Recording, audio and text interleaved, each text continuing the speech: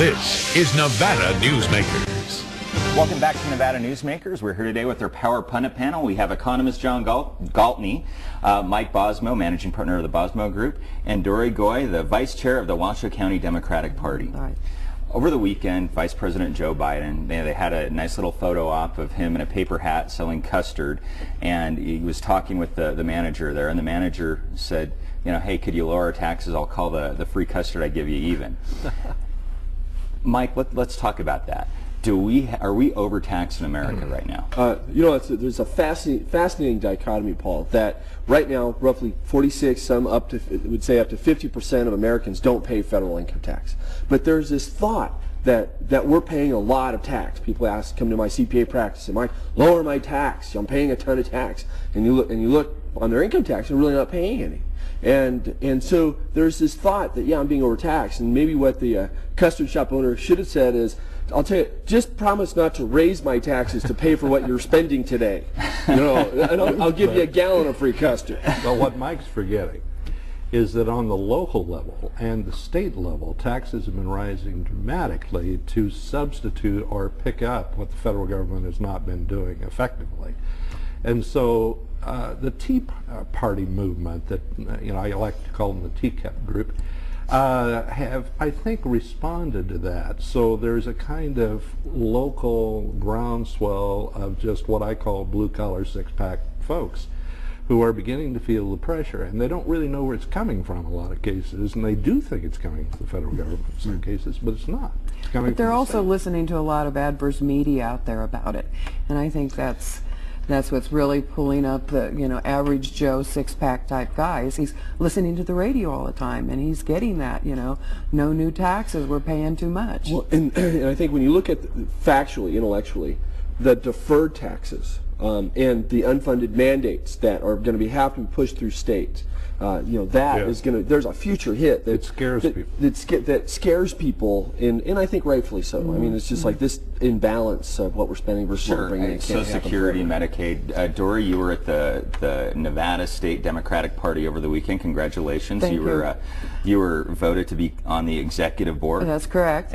You know, one of the things that the Reid campaign has really gone after Sharon Angle on is Social Security. Now, you know, we all know Social Security is a big problem.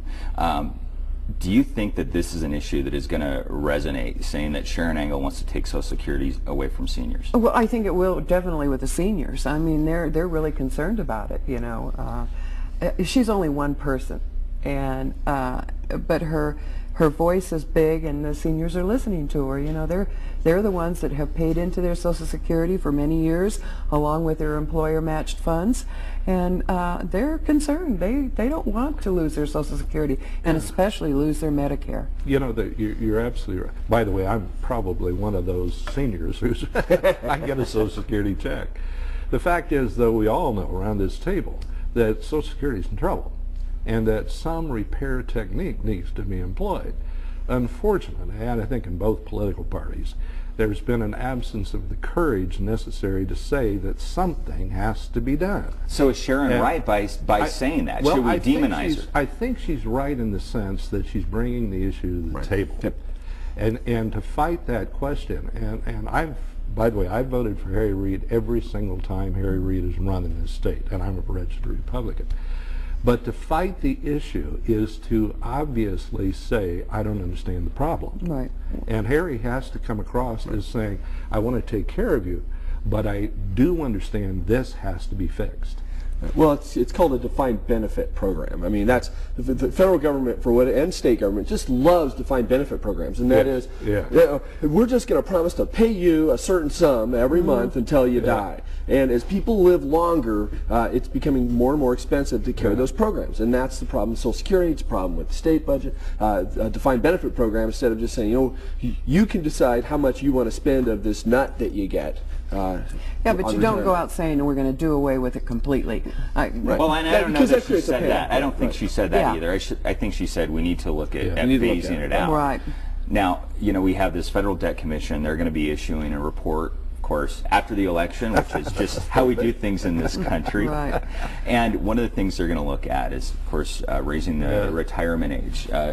John, you're an economist. What are some of the things you would look at doing? Fixing Social Security is, first of all, you've got a lower anticipation on the part of an awful lot of people in this country, because you cannot match that level. The second thing is understanding that we are, in a sense, forcing some of the most productive people in this country to retire. We're enticing them away from the jobs. In the university system, we've been smart enough not to do that. We understand that people that are 65 to 70 years old are not obsolete. But a lot of other systems don't do that. So the first step is understanding people are probably going to work longer. I'll let you two finish it up real quick. Dory? Well, I agree with you. You know, and I'm in that group of between 65 and 70 myself, and I retired a year and a half ago. I feel today I could probably still be working. I retired from an industry that kind of went obsolete as far as I was concerned. And but I depend on my Social Security. But my husband and I have also planned beyond Social Security, and that's the problem. Most people don't. Mike, quick last word. You bet. Incentivize people to not retire. Incentivize them. Right now, there's a significant amount of reduction you get in benefit, and you're taxed if you continue to work. That's Take correct. that disincentive away. Yep. All right, that has to be it. Thank you very much. We will be right back. I'm attorney Marilyn York. We only seek men as clients. If you are a man burdened by divorce, please visit our website at www